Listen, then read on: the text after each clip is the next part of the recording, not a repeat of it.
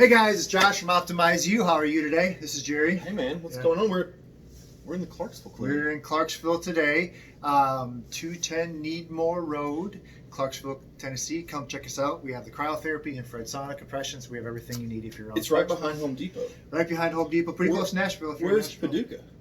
Paducah's Right behind Home Depot. That's kind of crazy.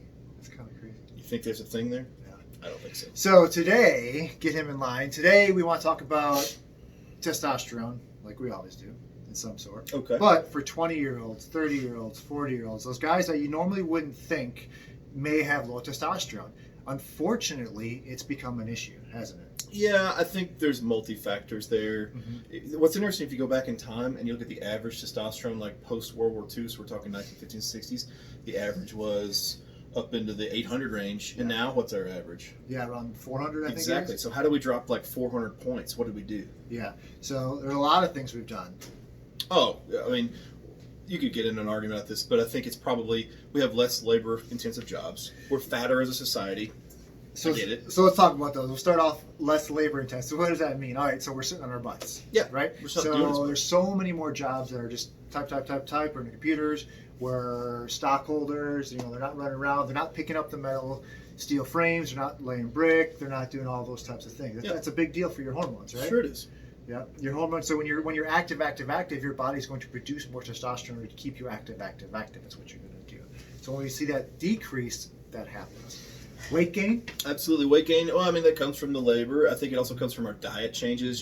Historically, we were probably more heavily farm-to-table stuff with a high-protein diet, and now we're kind of more carb-based and cheap soy, rice-based stuff, so we're getting a lot more carb component. Not only carb component, but high fructose corn syrup and sugar is in everything. You can't get a drink without, having 20 tablespoons of sugar in it. That's right. And it's really dangerous, and that's not how we were, 30 years ago. Exactly. So that's a big change that is putting us in the wrong direction.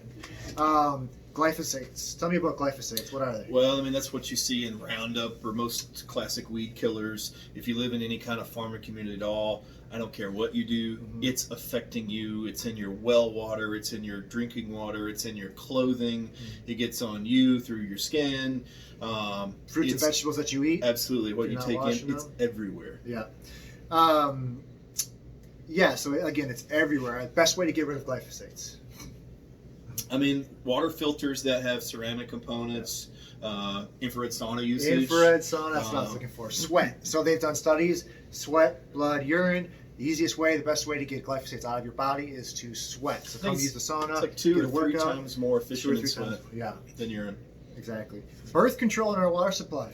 What's going on? Multiple life cycles. So when a female takes birth control, which is a synthetic estrogen, by the way, not estradiol, it's a synthetic, and then they urinate it out, it goes back into the water table, which then comes back into the water supply for filtration and redrinking, and it does that like several times, 3 to 5 time life cycle for one round of birth control. Yeah.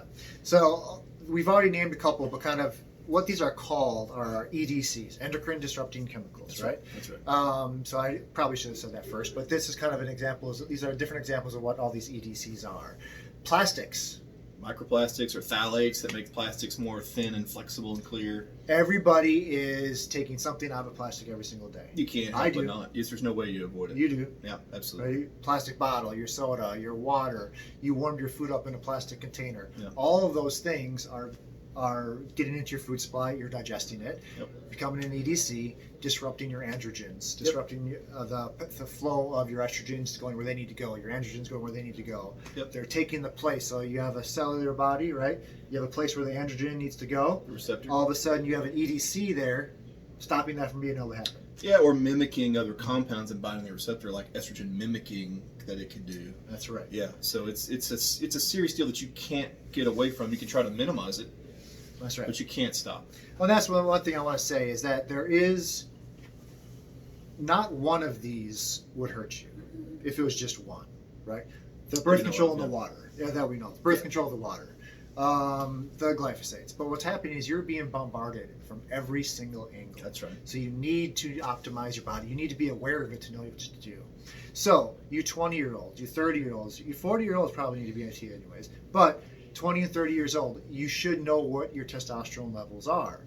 It's very cheap, it's very affordable to know what they are. Sure. That way you have a baseline, and maybe you are low. 20, 30 years, that doesn't mean you need to be on testosterone injections or creams, but at least we can start telling you this is what you need to start doing to change. Otherwise, when you're 34 years old, you're going to be on hormone replacement probably the rest of your life. Unfortunately, that may be true. So if we can stop it earlier enough, that's best for you.